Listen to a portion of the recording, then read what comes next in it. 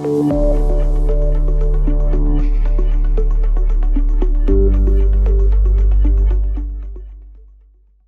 you all for joining us today for our hands on workshop. Do you see what I see using augmented reality and artificial intelligence? So let's get started. We hear the terms AR and AI used around a lot these days, and these technologies have started infiltrating our daily lives. From Alexa and Siri on the AI side to Oculus Rift and Kinect on the AR side, these technologies are changing the way we live and work. So, AR and AI have been typically used separately, but they can be used together as well. In this workshop, you will learn some key concepts of AR and AI and then get an hands on experience with them. We will also discuss the challenges associated with using these technologies so that as you begin applying them to your own work, you can do so with your eyes wide open. As Helen Keller, who was world's very first deaf and blind person to receive Bachelor of Arts degree, said, the only thing worse than being blind is to have sight but no vision. Now, with this background, let me introduce myself. I am Shruti Karulkar. I am Quality Engineering Manager at Mathworks, and today I look forward to talking about augmented reality. Over to you, Sarah. And it's a you all. My name is Sara Mohamed. I'm a software engineer at Mathworks working on statistics and machine learning. And during the workshop today, I'll be discussing the intelligence portion. On to you, Louvere. Thank you very much, Sarah. And hello, my name is Louvere Walker-Hannon, and I'm a senior application engineer with Mathworks. What does that mean? So I provide technical guidance to customers related to the areas of AI and data science. Today, I will highlight the topics of the challenges of using AR and AI. Thank you. Thank you, Lou. So, in addition to Luer and Sarah, we have few illustrious women from Mathworks joining us today who would be serving as teaching assistants. They have joined us on the Hopin platform and they would be helping us answer any questions that you might have for us today. Now, let's talk a little bit about logistics. For today's workshop, you will need a desktop or a laptop. You will need a webcam to do the hands on exercises and be connected to Wi Fi. If you have any questions, please share them with us via the chat window. We have a short pre work for you. If you haven't done that already, that is okay. You can do that once we start doing our hands on exercises. Talking more about the logistics and hands-on exercises, for the exercises, we are going to use MATLAB. MATLAB is a programming language used for scientific computing and engineering. Today, you will be accessing MATLAB in your web browser. We call this offering MATLAB Online. Steps to access MATLAB Online have been given in the pre-work. The exercise files that you will be using today can be accessed using the URL that is shown on the slide. This link is also present in the pre-work. Let me just set your expectations. We have a lot to cover in the 45 minutes that we have. Hence, we won't be writing code from scratch. We have very well documented code that you can follow along. Once we start doing the exercises, we will describe what is going on in the code so that you can orient yourself. Next slide.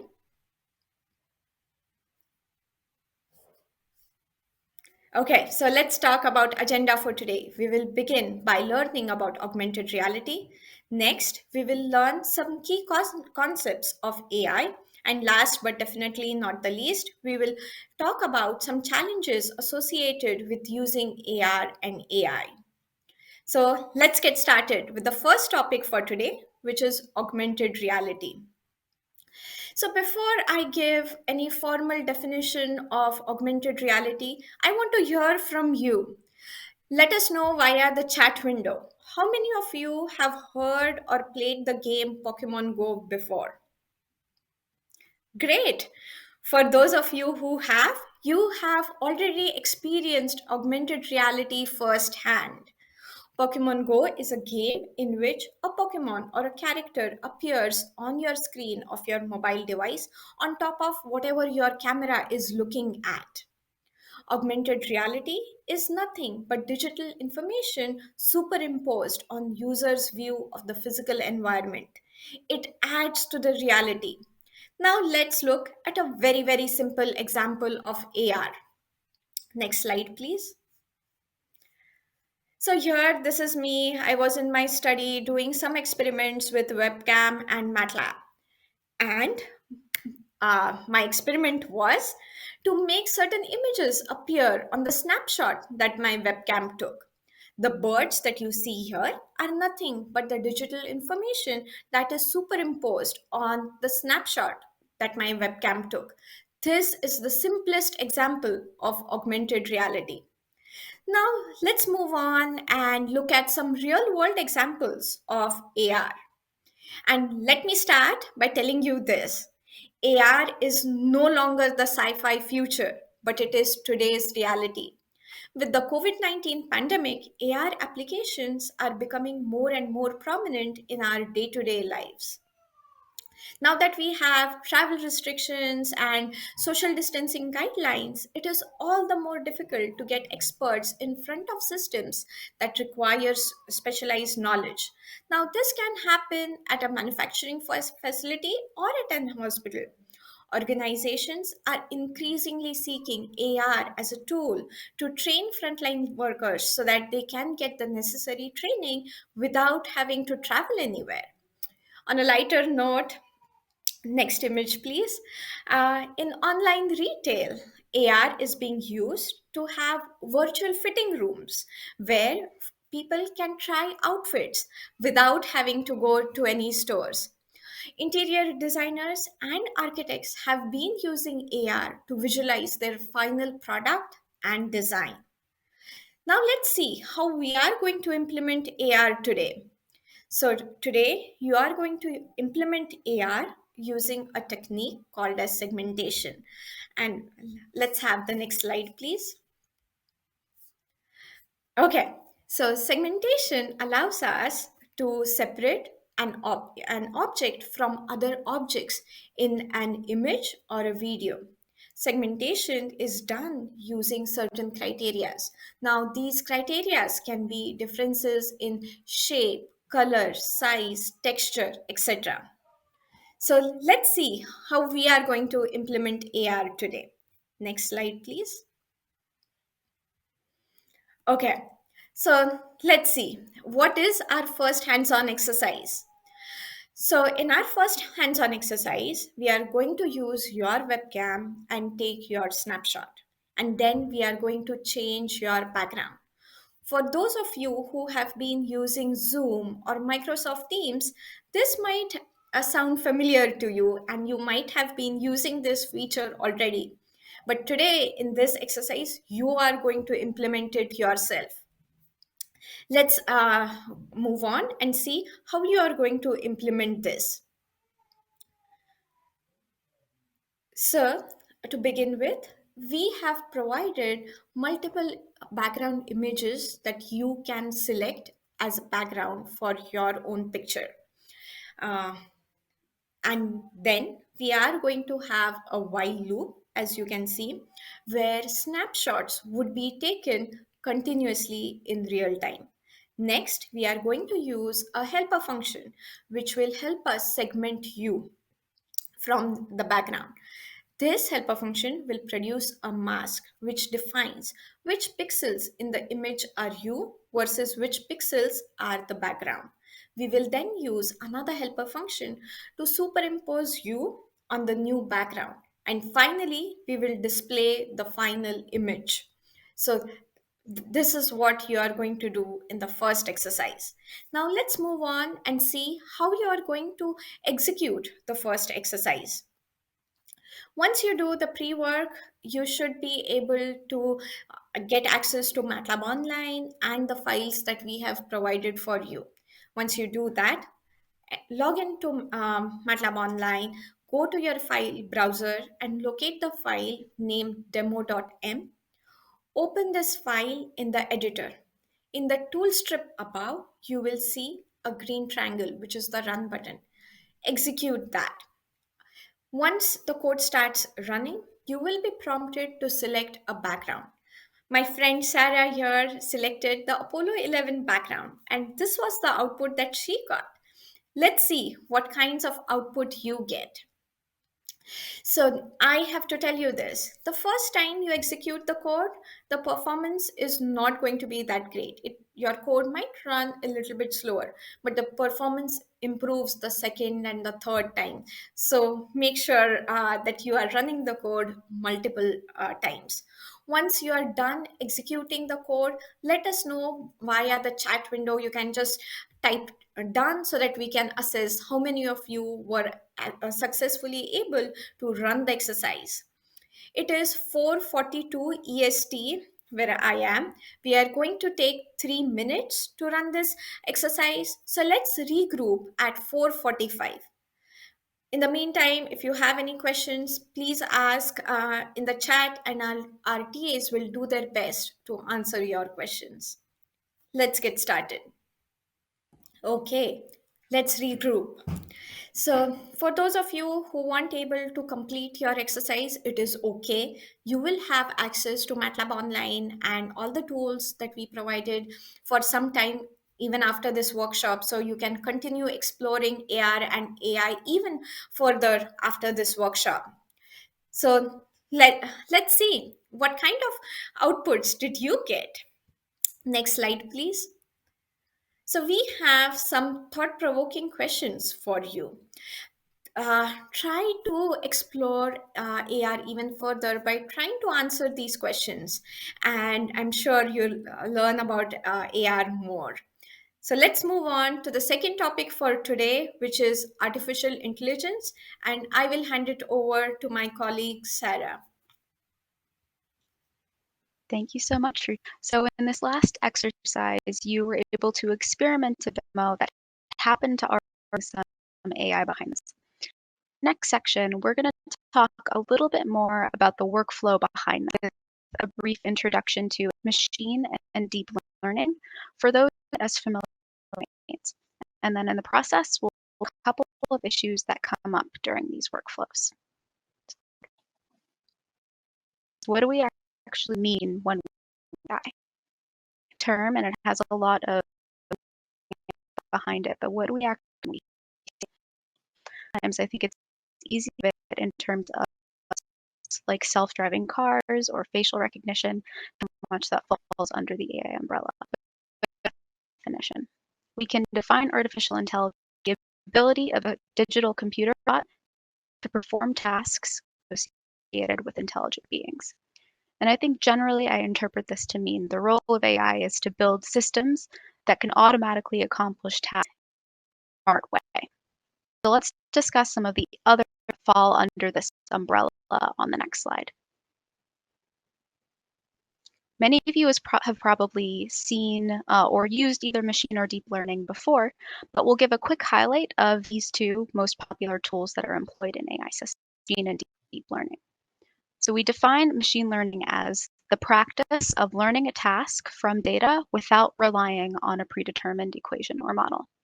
And in other words, you don't have the behavior that you want by programming it explicitly. If, for example, deep learning takes this a step further from that, because not only does it not rely on a pre-programmed task, it can also learn how to solve a task from raw data that it's given. So let's look on the next slide at each of these two workflows and think parallels that we might encounter. I'd like us to think about how we might solve a task differently if we were using a traditional machine learning technique. And we'll start by talking about learning, where one of the steps of the two methods is feature extraction. To explain using an example, let's say that you that classify pose someone's making, which is basically what you're going to do in exercise. The data that you have are photos, but you probably don't want to pass every pixel of as in a traditional machine learning. You'd probably have less if you something meaningful from those pixels. So for example, what if you tracked the joints of a person? Give those coordinates rather than the raw pixels to your person is dancing or waving. And this would be the process that we call feature extraction. The features are really here. So in this example, I decided good. Obviously, one place where I'm injecting my understanding of the task to solve. But what would happen if I chose unsuitable features? Using joint would not be a good feature and might even leave out folks who are differently. I'm not. In this example, maybe the stakes of misclassifying aren't so high. And the best case scenario might be that the model just doesn't perform well. But the worst case scenario might be stuff moves in unexpected ways. Okay. And it looks like I'm going to be taking over due to the audio that is occurring. So thank you very much, Sarah. And let's continue. So we're going to build on top of the machine learning foundation Oh, hi there, that we Sarah. just heard about from Sarah. So we have another approach to implementing AI, and that's deep learning. So with deep learning, what does that mean? So Okay. we're still able to take our data, in this case, our image data. However, the process by which we're going to perform the classification entails using neural networks, specifically, in most cases, deep neural networks, where as a part of the neural network, we can take our image data as the input in this particular case, and the neural network can learn the features directly from the data. We don't have to perform that separate step of feature extraction as we did before with a traditional machine learning approach. Based on acquiring the features and also implementing several tasks in the various layers of the neural network, we're then able to have trends and patterns that are associated with certain categories to help us perform the classification. Once again, as was just pointed out, we have several categories. They're dance, stand, wave, and salute that we're going to see as a part of our application that we'll explore here. So in our particular case, we're going to use deep learning to help perform this pose classification. Now, in terms of neural networks, they are inspired by biology in most cases in terms of what tends to occur within the brains in many cases of various beings. You'll notice that there are inputs, there are various neurons, various layers to the neural network, and also we have outputs. What generally happens on each layer is you tend to have different actions occur on each layer to help take some input data, do some processing, and then pass that output data to another layer. Once we tend to get to the final layer, in this case, we're trying to perform classification, then we get an output that's going to be one of those particular categories that we just heard about. Now, with deep learning, once again, we're going to use deep learning to help us with performing pose classification. And this is one of my favorite images where we get to see some images of some fellow math workers who Shruti, I think, knows very well in terms of different poses that were being implemented at the time. Now, what's going to happen in terms of our exercise that's coming up next? So we're going to use a deep neural network to help us classify your pose. So that's why we needed those web cameras. So the next file, it's going to be called exercise 1. It has MATLAB code, and we'll look at what we have as a part of this MATLAB code. As a part of this MATLAB code, we'll have several components that probably should look very familiar. So we're going to prompt for a label. The label is going to highlight what we have for one of those particular poses. Then we have a while loop, and inside the body of the while loop, we'll take a snapshot from your web camera. Then we're going to perform the classification where we return both the label and a confidence score. And finally, in terms of the output, we should see a visualization. that points out here was the pose at this particular point in time. And at the top, you have a title that's going to point out the label that was provided, as well as the corresponding confidence score. Now, for that confidence score, keep in mind it's pointing out how confident we have a particular pose classified based on what the neural network was trained to recognize. Keep in mind, a part of using a neural network is actually training that neural network to recognize certain items. In this case, poses. In order to implement exercise 1, we'll cover these particular steps, and then we'll take some time to have you run the code for exercise 1. As a part of exercise 1, we're going to return to the MATLAB Online environment. And please open up the file with the name exercise 1. And once you open up that code, we'll press the green Run button. When prompted, type a label for each pose that is shown and hit your return key. Then try each of your poses and observe the classified label and score. If you have time, try again and review the code. So hopefully you'll have maybe 2 opportunities to run this code. Right now, time-wise, it's 4:54 p.m. Eastern Standard Time, and let's take 3 minutes for this exercise. So at 4:57 p.m. Eastern Standard Time, we'll check back in and see what you did. If you have any questions during this exercise, please visit the chat window and correspond with our wonderful teaching assistants. Thank you, and let's do this exercise. And just so you have something to hear as you're doing the exercise. So, hopefully you're trying out different poses. Try to explore if you're standing up versus sitting down. Were those poses recognized better using one of those scenarios or not? Just to do a quick time check, it's 4:56 p.m. Eastern Standard Time, and we'll regroup at 4:57 p.m. Eastern Standard Time.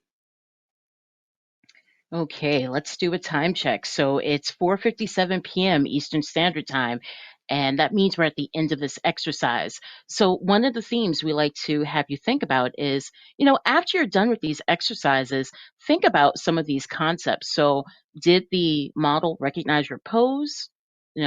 What has the classifier learned or not learned? And also, could someone manipulate this model for a different purpose? So these are just some thoughts to think about related to this last exercise. And let's continue. So the next topic we're going to explore is challenges with AR and AI.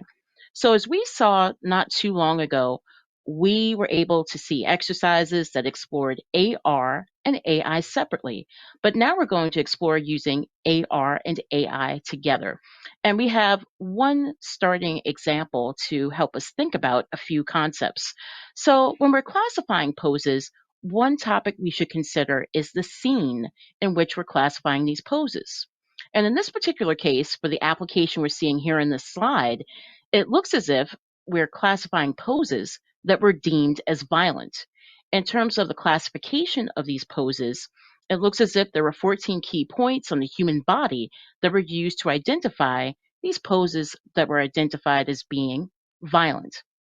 However, I think about the following topic. Are there some cases, are there some scenarios where in a particular scene, it actually makes sense to perform one of these poses? For example, let's say I'm in a gym and I'm kicking. So in a gym, it could make sense that I'm kicking. However, elsewhere, in another location where we have another scene, it may not make sense. So it leads us to this question that's on the slide. I'd like you to really think about this. Could some of these perceived violent poses have a different meaning in other environments? In my opinion, it's looking like the answer is yes, but decide for yourselves. This is going to lead us to the following. We're going to now use deep learning to help classify poses in different scenes using AR, and we have some more example code. This time, in this file named exercise 2, we're going to get labels for both backgrounds. So there are 2 backgrounds in this particular case. Once we have those labels, we're going to prompt for information related to the background. And next, we're going to see about having our while loop once again. And in the body of the while loop, we'll take our snapshot from our web camera, just as we've done before. And this time around, we're going to segment the user from the background. After we segment the user from the background, we're going to superimpose the mask with the selected background. And we should be able to perform our classification just as we did with the last exercise to help us classify poses. In terms of this particular exercise, since it's so similar to our previous exercise, we're going to follow these steps that we see on the slide. And for this particular code, we have to return to MATLAB Online. We'll open up the file named Exercise 2 and click that green Run button. For the additional steps, this should have a very similar look and feel to the previous exercises, where we're going to select a background to use, try each of your poses, or as many as possible, and observe the classified label and score. If you have time, try running the code again with a different background and review those results.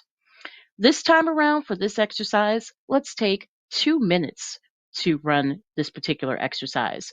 Right now it's 5:01 p.m. Eastern Standard Time, and we'll check back in at 5:03 p.m. Eastern Standard Time. If you have any questions once again, please visit your chat window and work with our teaching assistants. Thank you. I know for my results, just so you can hear something as you're doing the exercise, my lighting was a big factor with recognizing my poses and also the angle at which I had my camera. So those are some items to consider and explore. And right now it's 5:03 p.m. Eastern Standard Time, which marks the ending of the time we have for this exercise. And after each exercise, we always like to check in and find out, let's think about these concepts. Let's explore some concepts related to these questions. How well did the algorithm behave overall? Was the algorithm able to segment the user from the background? That's one question to explore. Also, did the classified results fit within the content of the scene where you were located at the time? And there's so many other questions to explore, which we have here in the slide. But let's continue to more of this final topic as a part of this workshop. So, in terms of reflecting on these results, there's some themes that I'm noticing. Some poses were not correctly classified. Based on the scene, does the pose fit with the context of the scene? Also, we have even larger questions. Who is determining how a pose should be classified? But it leads to even more questions. And we have those questions in this last bullet. What is our responsibility as we not only create this technology, but as we test the technology and use the technology, which can have very severe real world results for our fellow human beings? Let's look at this next example in terms of discussing challenges with AI. And there are quite a few of them. So when we start to talk about challenges with AI, a lot of people tend to think about the technical information, such as, how can we efficiently implement AI? What about automation? What about identification of several resources? But we also have some other concepts that come up. Let's explore the accuracy of our results. What about the algorithm? What about the context in which we're using this information? And also, what about our data? How are we acquiring the data? How are we labeling the data? And other related topics that we should consider. What about bias? What about discrimination? What does this mean related to justice as we're trying to use AI for many different applications?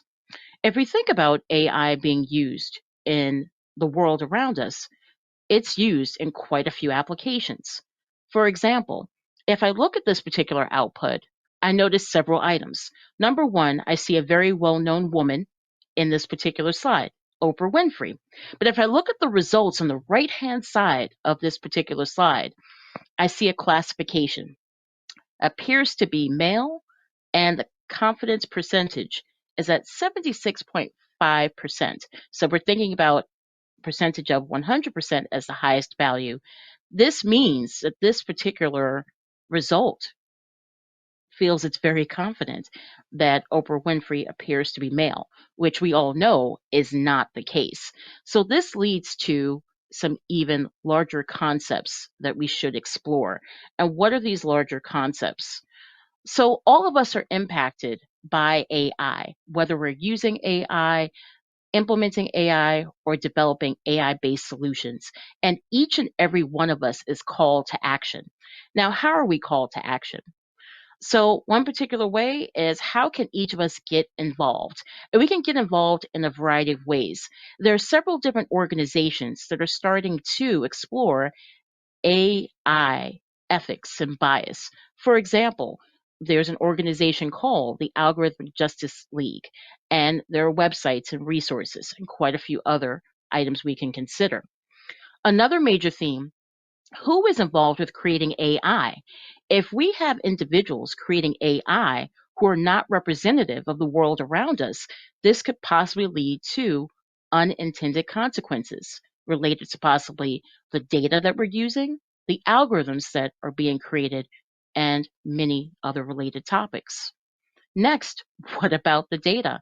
A lot of times people think, well, this data works for these 5 or 6 scenarios, but is that enough?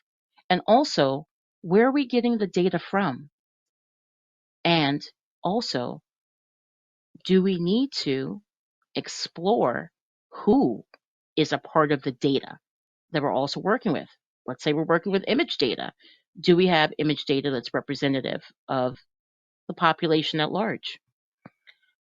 And finally, do we have the same issues that we're concerned about in terms of AI related to AR?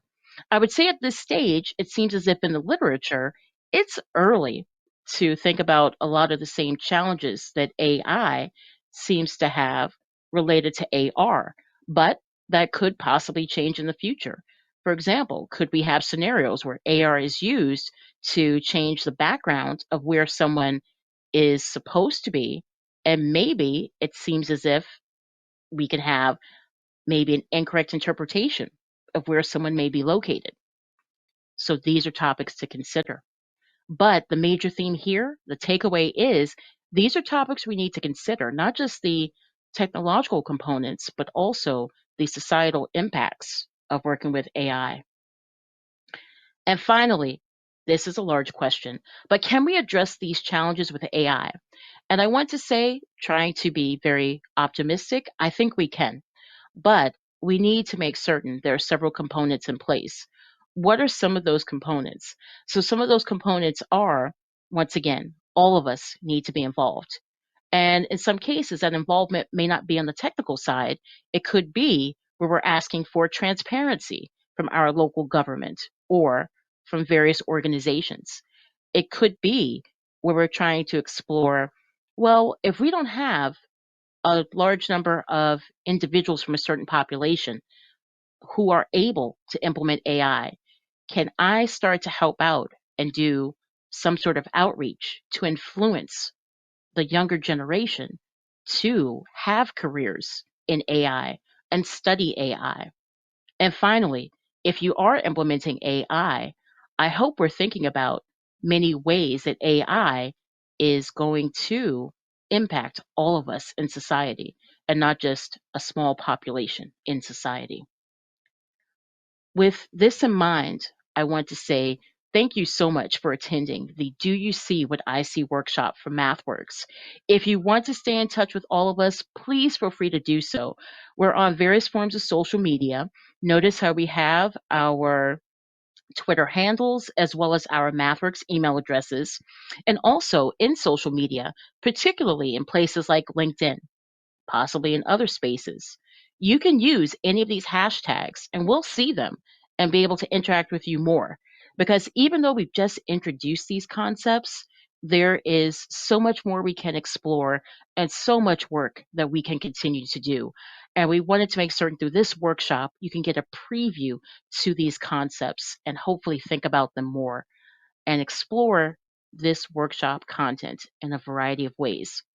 I want to first say Thank you so much for your time, for your attention.